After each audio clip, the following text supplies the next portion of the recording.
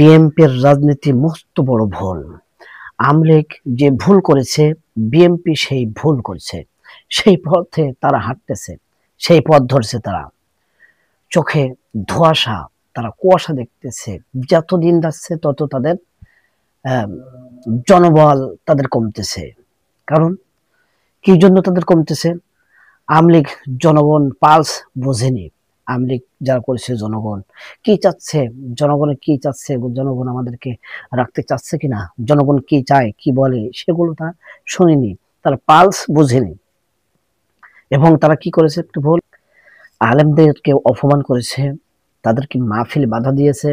তারা হক কথা যখন বলেছে, কোরআন হাদিসের কথা যখন বলেছে, তখন তারা স্টেজে ওঠে, ওই আমলিকালারা স্টেজে ওঠে, তারা অনেক ষড়যন্ত্র করেছে, বাধা দিয়েছে, মাইক কেড়ে নিয়েছে। সমস্ত এই বাংলাদেশের সব থেকে ইসলাম প্রিয় মানুষ বেশি,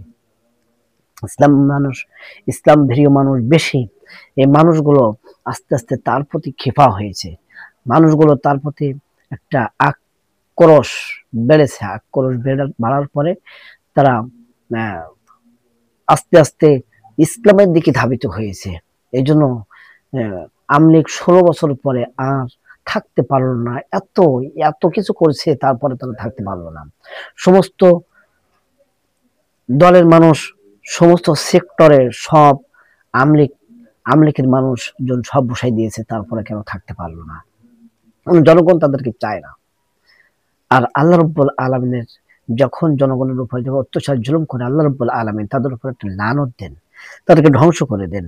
এই জন্য তারা ধ্বংস হয়ে গেছে। এবং এই সমস্ত কিছু, এই সমস্ত কারণে আজকে তাদেরকে পতন হতে হলো, দিল্লি যেতে হলো। এবং জনগণের উপর জুলুম করেছে, অত্যাচার করেছে, জুলুম করেছে, নির্যাতন করেছে। জনগণের অর্থ সম্পদ মাল এগুলো তারা বিদেশে পাচার করেছে।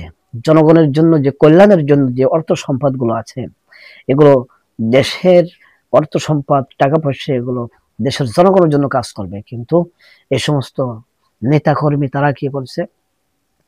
দেশে বিদেশে যে বাড়ি গাড়ি করেছে, দেশের টাকা পয়সা সব লুটপাট করে তারা বিদেশে নিয়ে গেছে। জনগণের টাকা হক মেরে গেছে, সমস্ত বাংলাদেশের জনগণ হক মেরে খেয়েছে।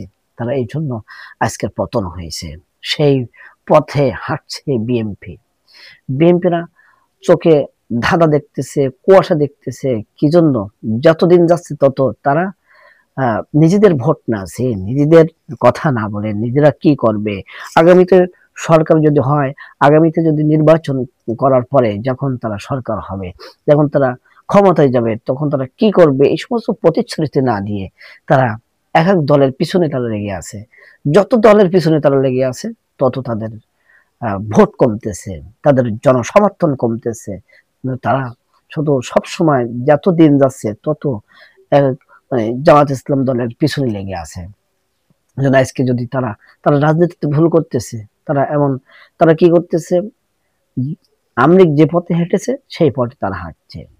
তারা আলেমদেরকে অপমান করতেছে, মাহফিলে মসজিদে তারা বাধা দিচ্ছে। যখন কোরআনের কথা বলতেছে, হক কথা বলতেছে, তারা বাধা দিচ্ছে। আওয়ামী লীগ যে পথে হেঁটেছে, বিএনপি সেই পথে হাঁটছে। কোরআনের হক কথা বলতেছে, প্রায় মাহফিলে, আগে মাহফিলে বাধা দিতে আওয়ামী লীগ আলাদা, এখন মাহফিলে বাধা দিচ্ছে বিএনপি আলাদা। তাহলে দেখেন, ওদের ভিতরে এদের ভিতরে রাজনীতি সব, ওদের ধারা সব একই, ওদের চলার পথ, ওদের চলার গতি সব একই। আওয়ামী লীগ যে কথা বলেছে, বিএনপিও সেই কথা বলতেছে, সেই ধরনের কথা। তারা হুজুরদের যে কোরআনের কথা যেখানে বলা হয় সেখানে তারা বাধা দিয়েছে, এরাও সেইখানে বিএনপিওয়ালারা সেইখানে বাধা দিচ্ছে। জনগণের উপর জুলুম করেছে, এরাও জুলুম করা শুরু করেছে। এই জন্য বিএনপির যে রাজনীতি করতেছে, এই রাজনীতি থেকে যদি তারা ফিরে না আসে, তাহলে কখনো তারা ক্ষমতায় যেতে পারবে না। যত দিন যাবে তত তাদের সমর্থন কমবে, তাদেরকে মানুষ ঘৃণা করবে। আওয়ামী লীগের যেমন ঘৃণা করে, এমন ভাবে ঘৃণা করবে জনগণে। এই জন্য রাজনীতি জনগণের পালস বুঝে তারপর রাজনীতি করতে হবে।